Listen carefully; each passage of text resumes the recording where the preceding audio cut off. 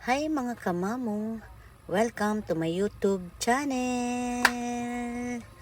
Ayan, magandang buhay everyone! Ayan po ang ating menu for today's video. Ayan po ay beef na nilagyan ko ng green peas with capsicum.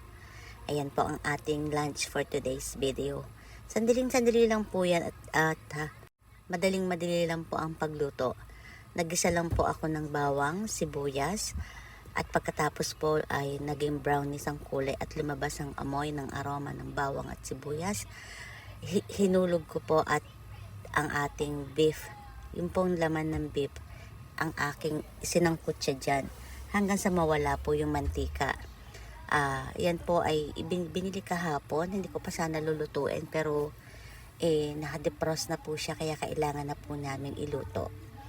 So maagang maaga ako nagluto niyan, mga around 8:30. Hinugasan ko muna yung beef at pagkatapos ko isinangkot siya ko sa bawang at sibuyas. Maaga kasi dahil sobrang init, lumabas ako ng mga 7:30 para bumili ng green peas at saka capsicum kasi wala na kami sa fridge. At pagkatapos po pinakuluan ko ng pinakuluan at itinapon ko po yung bahagya, tinanggal ko po yung sabaw ng aking beef kasi masyadong mamantika. Binawasan ko po siya at pagkatapos po na nagmantika, inilagay ko yung capsicum para may bango. Ay nilagyan ko nga po pala yan ng pamintang durog at saka pamintang saka po nilagyan ko ng patis, konting patis. Nilagyan ko ng konting toyo at nilagyan ko po na yan po, tas i-blend ko po siya. Nilagyan ko ng konting asukal at nilagyan ko po ng konting magic sarap. Ayan po, at hinayaan ko lang siya na matusta at medyo maging brownish. Ayan po, ginisa ko lang siya, nilagyan ko ng konting tomato sauce at nilagyan ko ng konting toyo.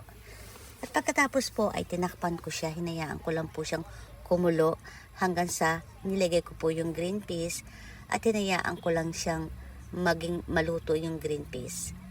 Hinayaan ko lang po siya kumulo ng around 10 minutes. Tinaklubang ko lang siya hanggang sa lumabas yung mantika ng kanyang beef. At ayan na po guys, luto na ang ating beef with green peas. Kain na po tayo guys. Ayan po ang aming lunch for today's video. Medyo masama po yung pakiramdam ko, masama po yung boses ko, pero okay lang. Thanks for watching guys.